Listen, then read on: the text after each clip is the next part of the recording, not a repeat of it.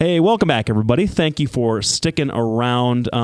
Like we were talking about in the first segment, my beloved Chicago Cubs. Well, we maybe talked about that before. I don't think we talked about it on the air. I can't remember now.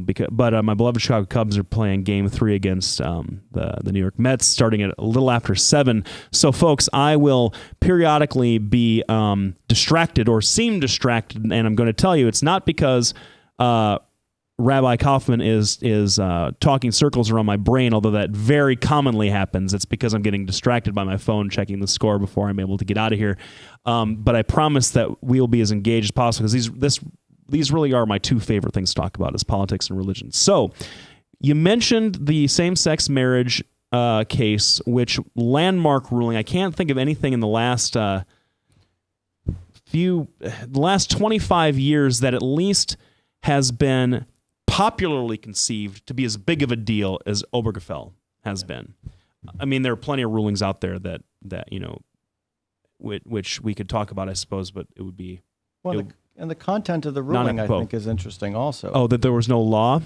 Well, I mean, I think the majority opinion was almost that religion allows us to make this decision, which rather than, that God created all people equal and we want to allow all people to practice their religions equally, instead of saying that the federal government has no business determining, what marriage is, and that states shouldn't be involved in determining what marriage is, and we should have civil unions, which I think is where the secular separation of church and state argument would have gone. Well, and I think if Anthony Kennedy, as I read the decision, I didn't think that Anthony Kennedy had that in mind. That's certainly something that I didn't pick up on, but that's, that doesn't surprise me at all.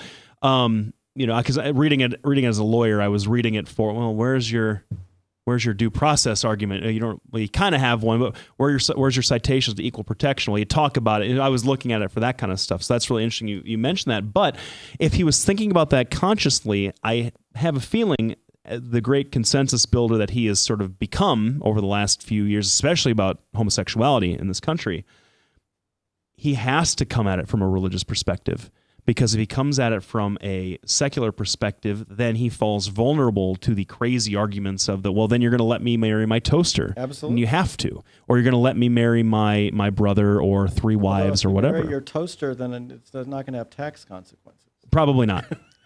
Probably not. Although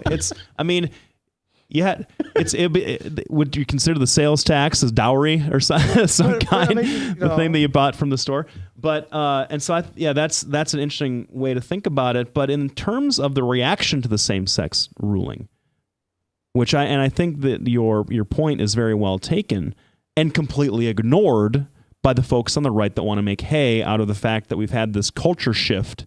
And the folks with anxiety about it, your people with conservative values that sincerely believe, and I mean, it's hard for me to kind of keep from being snide about this stuff coming at it from where I come from, but who sincerely believe that it's a religious conviction that's under attack, and you've had 3 candidates very vocally campaign on this. You've had Ted Cruz, Rick Santorum, although Rick Santorum is going more for economic populism this time around than he did in 2012, which is interesting.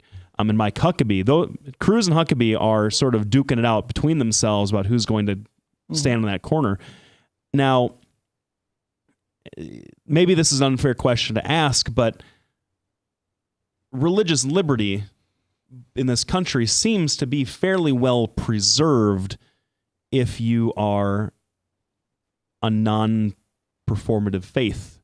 If you're a sort of a Protestant, for example, Protestant Christian, for example, your religious liberty seems fairly well preserved. If you're an evangelical Christian, your religious liberty is fairly well preserved, because going back decades and decades of especially free exercise clause jurisprudence, we talk about freedom of conscience, which is obviously like a Martin Luther tradition. Most of the guys that came over here were Protestants, non-Catholics, that sort of thing. As a rabbi, as a practitioner of Judaism, that is a performative faith, where wearing the yarmulke is not just a fashion choice for you. do you feel that religious liberty is protected in this country the way that it should be? Well, I think it has been protected very well. I think there are places where it's questionable. There was the peyote case, for example, right? So there are always going to be times, I think, when state and federal laws conflict with the practice of religion, and we see it in Europe, where the European laws tend to trump the religious laws, and you have nations that have passed bans on kosher slaughtering or have talked about it. You have Germany to halal slaughtering too. Could potentially ban wearing headscarves in places. You have places that could potentially ban circumcision even.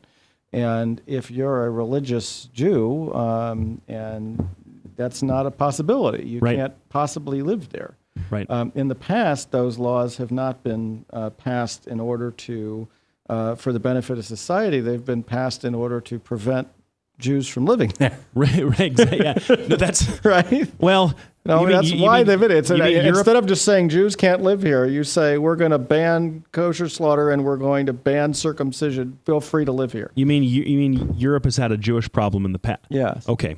Well, that's kind of where those lines start to blur, and I think we have had less of a problem with those lines blurring in this country, but I think there are places where they're starting to more and more. Well, and to me, that speaks to the view that a lot of people, a lot of secular people have about the Constitution and its First Amendment protections for religion and the separation of church and state that you and I have talked about, off mic and for a couple of, for as long as we've been getting together, is that a lot of scholars believe that the Constitution and the political system need to be neutral, just neutral with respect to religion, but not just neutral with respect to religion, neutral also with respect to non-religion. So you had a lot of crazy fun Scalia dissents on religious cases saying, hey, look, we're not here to protect atheists or agnostics.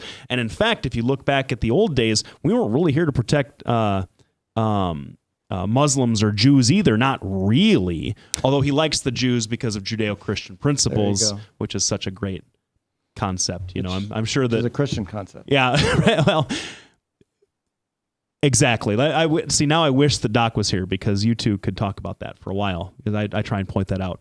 How if you talk to a lot of religious Jews, they don't appreciate Judeo-Christian as a thing. They don't recognize it as a thing. But these are the folks that we have to talk to sometimes about this stuff. So what I wanted to bring it back to was Europe especially doesn't have those kinds of protections, but Europe has this long, centuries-old tradition of state religion that we sort of rejected when the Constitution was drafted.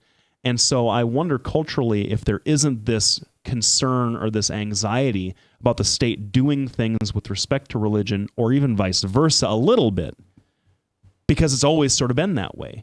You have to register with a church in Denmark when you, I believe, because I had a case. I'm finishing up an estate with a Danish citizen who died in Germany, and I think her death certificate had to be registered with the church of her town where she passed away. I think her birth certificate also was, which I find that's unthinkable in the States. And I wonder if that's where, hey, we've been regulating religion for 500 years. What's the big deal? Well, I mean, you have a really big secular push in Europe now. I mean, and there's even an what I would say is an anti-nation state push in Europe. Oh, for sure. Has been for a long period of time. And, I think these ideas are much more advanced there than they are here.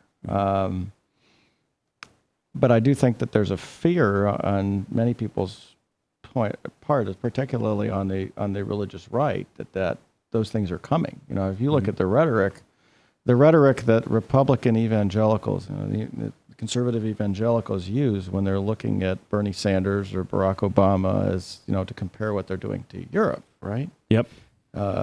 And it's not just on the economic policy; it's on the social issue policy too. Well, let's get into that a little bit, because that speaks to some of the anxiety and maybe some of the rhetoric we've been hearing on the campaign trail, because we come up to another break.